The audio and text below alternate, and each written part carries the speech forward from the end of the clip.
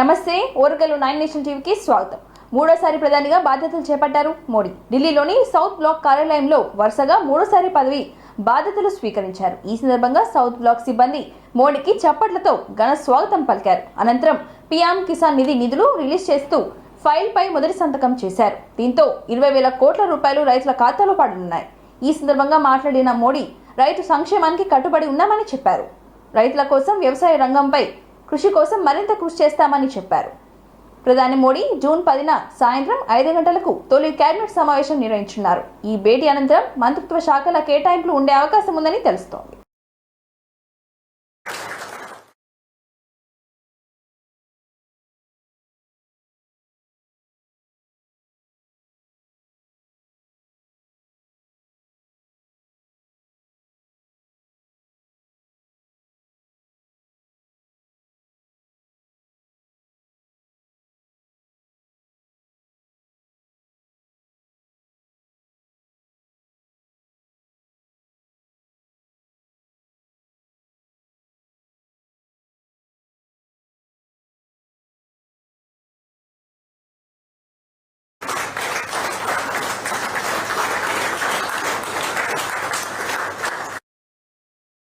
हम वो लोग नहीं हैं कि जो इतने बजे ऑफिस शुरू होता है इतना बजे पूरा होता है. हम वो लोग नहीं है.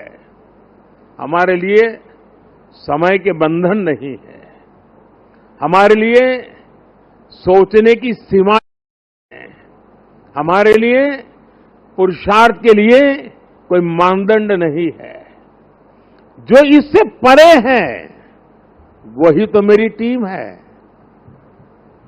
और वही टीम पर देश को भरोसा है. सफल वो इंसान होता है जिसके भीतर का विद्यार्थी कभी मरता नहीं है. कई लोग मुझे इस चुनाव में भी और हमेशा, मैं पिछले 30 साल से ये सवाल सुन सुन के थक चुका हूं कि इतनी एनर्जी लाते कहां से हो, थकते क्यों नहीं हो, मुझे लोग पूछते रहते. लेकिन वो मेरे बॉडी को तराश रहे हैं. मेरी बॉडी में क्या खाता हूं, कितना सोता हूं, मैं योगा कितना करता हूं.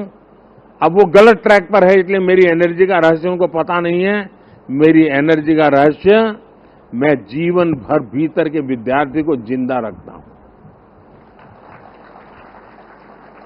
और जो व्यक्ति अपने भीतर विद्यार्थी को जिंदा रखता है वो कभी भी सामर्थ्यहीन नहीं होता है, शक्तिहीन नहीं होता है और आलसी नहीं होता है. वो हर बार ऊर्जा से भरा हुआ रहता है.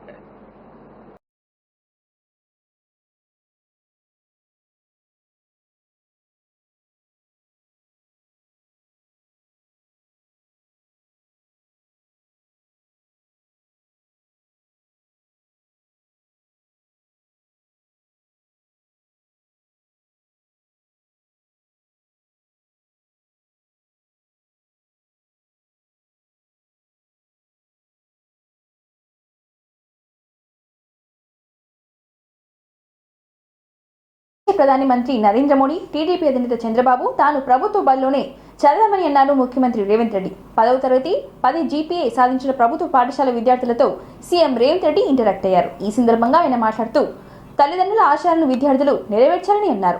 90% ఐఏఎస్, ఐపీఎస్, ఐఎఫ్ఎస్ అధికారులు ప్రభుత్వ బడిలో చదువుకున్న వారేనని తెలిపారు. ప్రభుత్వ పాఠశాలలో సెమీ రెసిడెన్షియల్ విద్యా విధానంపై సమీక్షించి నిర్ణయం తీసుకుంటామని చెప్పారు. జూన్ 9వ తేదీ నుంచి ప్రారంభమైన జయశంకర్ బడిబాట కార్యక్రమం 20వ తేదీ వరకు కొనసాగుతుందని చెప్పారు. అమ్మ ఆదర్శ పాఠశాల నిర్వహణ మహిళా సంఘాలకే ఇచ్చామని తెలిపారు. విద్యలో కేటాయించిన నిధులు ఎక్కువ శాతం జీతాలకే అవుతున్నాయని అన్నారు. విద్యపై చేసేది ఖర్చు కాదని అది పెట్టుబడిని అని అన్నారు. సెమీ రెసిడెన్షియల్ పాఠశాలలు ఏర్పాటు చేయడం ద్వారా ఫలితాలు వస్తాయని వందే మాతరం ఫౌండేషన్ ప్రతినిధి చెప్పారు. ఉదయం టిఫిన్, మధ్యాహ్నం భోజనం, సాయంత్రం స్నాక్స్ ఇచ్చి పాఠశాలలో చదివించే ఈ ప్రక్రియను అమలు చేసే అంశాన్ని పరిశీలిస్తున్నామని చెప్పారు. రెసిడెన్షియల్ పాఠశాలలో చదివి కారణంగా విద్యార్థులకు తల్లిదండ్రులతో అనుబంధం తగ్గుతుందని ఓ నివేదిక తెలిపిందని, కుటుంబ సంబంధాలు బలహీన పడవద్దని సీఎం పేర్కొన్నారు. ఈ నెల 9 నుంచి 20 తారీఖు వరకు ప్రొఫెసర్ జయశంకర్ బడిబాట కార్యక్రమాన్ని నిర్వహిస్తున్నామని అన్నారు. ఈ కార్యక్రమంలో విద్యాశాఖ ముఖ్య కార్యదర్శి వెంకటేశం, పాఠశాల విద్యాశాఖ కమిషనర్ దేవసేన తదితరులు పాల్గొన్నారు. ఆహ్వానిస్తున్నాను.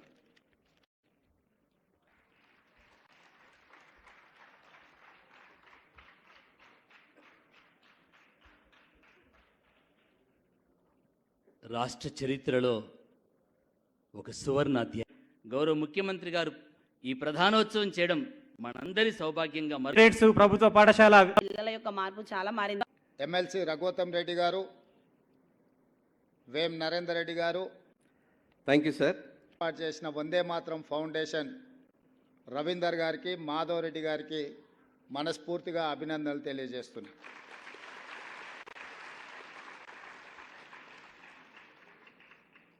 వాస్తవంగా ఇలాంటి కార్యక్రమాలను రాష్ట్ర ప్రభుత్వ పరంగానే అధికారికంగా నిర్వహిస్తే బాగుండేది. కానీ ప్రభుత్వం చేయాల్సిన బాధ్యతను వందే మాతరం ఫౌండేషన్ నిర్వహించడం ద్వారా మా ప్రభుత్వానికి కూడా బాధ్యతను గుర్తు చేసినారు. ఇది ఒక మంచి కార్యక్రమం అని చెప్పి నేను ఈ సందర్భంగా తెలియజేయదలుచుకున్నాను. మిత్రులారా, మీ తల్లిదండ్రులు కష్టపడి, మీ తల్లిదండ్రులు మీ మీద ఎన్నో ఆలోచనలు పెట్టుకొని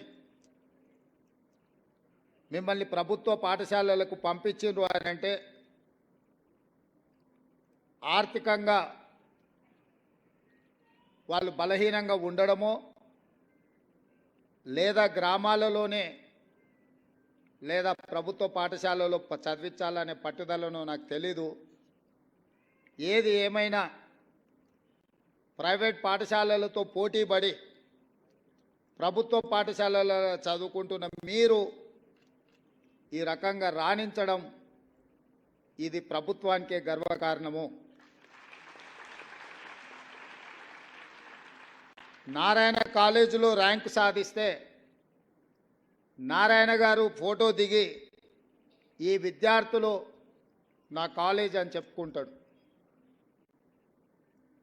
ప్రభుత్వ పాఠశాలలో మీరు ఈరోజు రాష్ట్ర స్థాయిలో రాణించి ప్రతిభను చాటితే ఈ ప్రభుత్వం నాది, నా ప్రభుత్వంలో చదువుకున్న విద్యార్థులు మీరు రాణించిందంటే మీరందరూ మా విద్యార్థులు.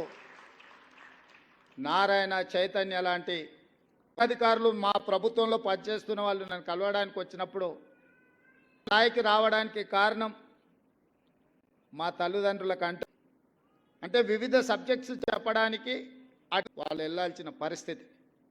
ఇది ఒక పెద్ద సామాజిక సమస్య. 1000 పైచిలకు ఖాళీలుగా ఉన్న టీచర్ గ్రామాలలో ఇల్లు తిరగాలి. ఇచ్చే డ్రెస్సులు మహిళా సంఘాల వాళ్ళే కుట్టి అక్కడ ఉండే విద్యార్థులు ఇచ్చే విధంగా అంటే గ్రామీణ ప్రాంతం నుంచి వచ్చిన నాకు ప్రభుత్వ పాఠశాల యొక్క విలువ తెలుసు. ఈ ప్రభుత్వ పాఠశాల ద్వారా తెలంగాణ రాష్ట్రాన్ని పునర్నిర్మించాలన్న ఆలోచన, సంకల్పం మా ప్రభుత్వానికి ఉంది. అందుకే ఈ విధానాలన్నిటిని కూడా మేము సమీక్షించుకొని ముందుకెళ్తున్నాం. ఇంతకుముందే వస్తున్నప్పుడు ఇక్కడే మిత్రుడు మన తెలంగాణ రాష్ట్రంలో చాలా వరకు రెసిడెన్షియల్ స్కూల్ సమస్యగా మారడానికి కూడా అవకాశం ఉంది. కాబట్టి ఇక్కడ ప్రభుత్వం ఖచ్చితంగా రెసిడెన్షియల్ స్కూల్స్ని ఒక ప్రక్కన ప్రోత్సహిస్తూనే గ్రామాలలో ఉండే నిన్ననే రావాల్సి ఉండే కొన్ని ప్రత్యేకమైన పరిస్థితుల వల్ల మిమ్మల్ని కలవడానికి నేను అవకాశం లేకపోయినా మా అధికారులకు ఆదేశించి ఈరోజు పెట్టండి, తప్పకుండా ఈ ప్రభుత్వ పాఠశాలలో చదువుకున్న విద్యార్థులను ప్రాంతాలను ప్రత్యేకంగా గుర్తించింది. 1 విద్య, 2 దానికి మా ప్రభుత్వం ఎప్పుడూ సిద్ధంగా ఉంటుంది. అన్నీ మాకు తెలుసు. ఇంటర్మీడియట్లో కూడా ప్రపంచంలో ఏది ముందుకు ఆర్థికంగా ఎమ్మెల్సీ రఘోత్తం రెడ్డి గారు, వేం నరేందర్ రెడ్డి గారు. తెలంగాణలో కాంగ్రెస్ ప్రభుత్వం తీసుకొచ్చిన ప్రజావాణి కార్యక్రమం జీహెచ్ఎంసీ కార్యాలయంలో ఇవాళ ప్రారంభమైంది. లోక్సభ ఎన్నికల కోడ్ కారణంగా తాత్కాలికంగా వాయిదా పడ్డ ఈ ప్రోగ్రాం కోడ్ ముగియడంతో తిరిగి స్టార్ట్ అయింది. జీహెచ్ఎంసీ ప్రధాన కార్యాలయంలో ప్రజావాణి ప్రారంభించారు ఇన్ఛార్జ్ కమిషనర్ ఆమ్రపాలి. 3.5 నెలల తర్వాత ప్రజావాణి కార్యక్రమం తిరిగి ప్రారంభం కావడంతో పెద్ద సంఖ్యలో ప్రజాభవన్కు చేరుకున్నారు. ప్రజావాణి కార్యక్రమానికి ఇన్ఛార్జ్ కమిషనర్ ఆమ్రపాల్తో పాటు వివిధ శాఖల అధికారులు హాజరయ్యారు.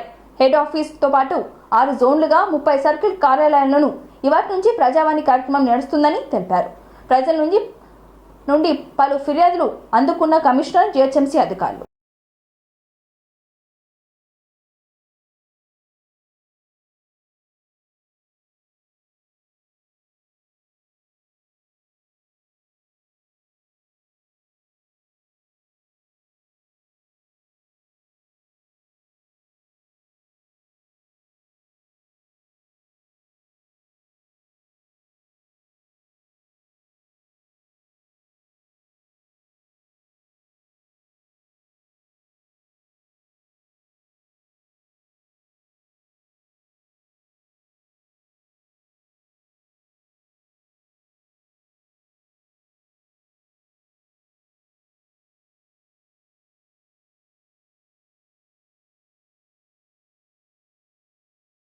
జిల్లా బైన్సాపట్నంలో లబ్ధిదారులకు కేటాయించిన డబుల్ బెడ్రూమ్ ఇళ్లను పంపిణీ చేయాలని డిమాండ్ చేస్తూ సోమవారం ఆర్డీఓ కార్యాలయాన్ని ముట్టడించారు.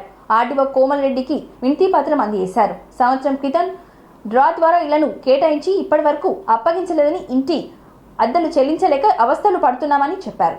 వెంటనే అధికారులు ఇళ్లను అప్పగించాలని డిమాండ్ చేశారు.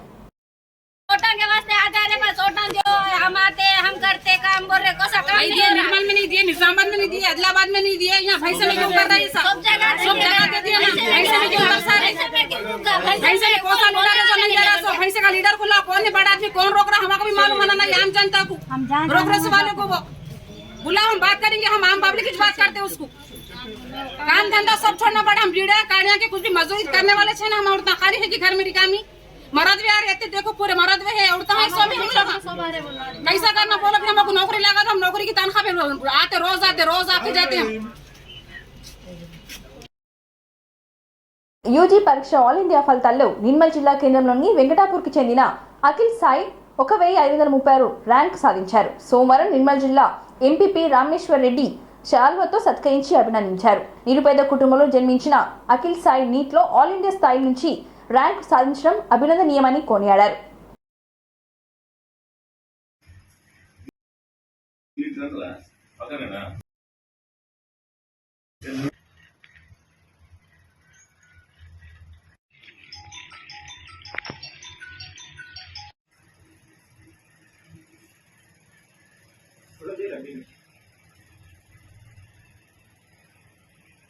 వెంకటాపూర్ నివాసి అయినటువంటి అఖిల్ సాయి నీట్లో 691 మార్కులు సంపాదించి కష్టపడి చదివి మార్కులు సంపాదించి 100 తెలియజేస్తుంది. ఎందుకంటే ఎంతో కష్టపడితే కానీ ఇలా చాలామంది లక్షలు ఖర్చు పెట్టి చదువుతున్నారు. తల్లిదండ్రులు లక్షలు ఉన్నోళ్ళు కోట్లలో కూడా చదివిస్తే కూడా ర్యాంకుల వల్ల మా వెంకటాపూర్ వాస్తవ్యులు సర్గమూర్తి లక్ష్మి గారు వాళ్ళది డబ్బుల కుటుంబం గారు మామూలు మధ్య వాళ్ళు చాలా కష్టపడే కష్టపడు మొత్తం ఎంత కష్టపడ్డాడో వాళ్ళ భార్య లక్ష్మి ఇంకా దానికి 2 ఇంతలు కష్టపడి ఇలా ఈ అఖిల్ సాయి 2వ కుమారుడు, వాళ్ళకి పెద్ద పిల్లడు వేరే, ఈయన 2వ కుమారుడు ఈ స్థాయికి తీసుకొచ్చిన దాంట్లో ఈయన ఎంత కష్టపడి చదివిండో అంతకంటే 4 ఇంతలు వాళ్ళ కష్టం ఫలితంగానే ఇలా ఈ స్థాయికి రావడం జరిగింది. మా ఊరుకు మా ఊరు వెంకటాపూర్ ఆ అఖిల్ సాయి అనే పేరు తేవడం మాకు కూడా మా ఊరందరూ కూడా చాలా సంతోషంగా ఉంది. ఇలాంటి పిల్లలు చదువుకొని ముందు అఖిల్ సాయి వెంకటాపూర్ ఊరు పేరుని నిలబెట్టే దిశగా మంచి ర్యాంకులు సాధించి మంచి మార్కులు సాధించి ఉన్నతమైన చదువులు చదివి మంచి స్థిరంగా ఉండి ఈ వెంకటాపూర్ కానీ చుట్టుపక్కల ప్రాంతాల పేదలకు సేవ చేసే విధంగా ముందు వారు ఉండాలని కోరుకుంటున్నాను. రాష్ట్రపతి భవన్లో జూన్ 9వ తేదీ సాయంత్రం 7 గంటలకు మూడోసారి ప్రధానిగా మోడీ ప్రమాణ స్వీకారం చేశారు. ఈ ప్రమాణ స్వీకారం కార్యక్రమానికి విదేశీ నాయకులు, ఇతర ప్రముఖులు, పారిశ్రామికవేత్తలు, సినీ తారలు సహా దాదాపు 8,000 మంది అతిథులు హాజరయ్యారు. ఈ వేడుకకు సంబంధించిన చిన్న వీడియో క్లిప్ వైరల్గా మారింది. అదేంటంటే వీవీఐపీ రూమ్లో చిరుత లాంటి ఓ జంతువు స్వేచ్ఛగా తిరుగుతుండడంతో వీడియోలో రికార్డ్ అయింది. ఇది చిరుత పులినా, మామూలు పిల్లినా లేక కుక్కనా అనేది తెలియాల్సి ఉంది. ప్రస్తుతం ఈ వీడియో విస్తృతంగా సోషల్ మీడియాలో వైరల్గా మారింది.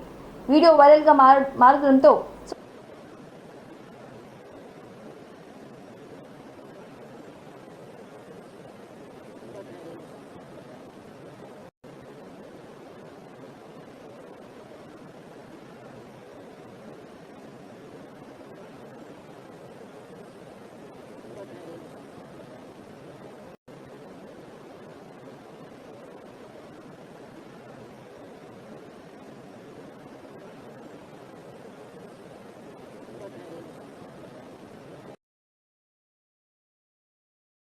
ఈ వార్తలు సమాప్తం. మరిన్ని వార్తలతో మళ్ళీ కలుద్దాం. చూస్తూనే ఉండండి ఓర్గలు 9 నేషన్ టీవీ.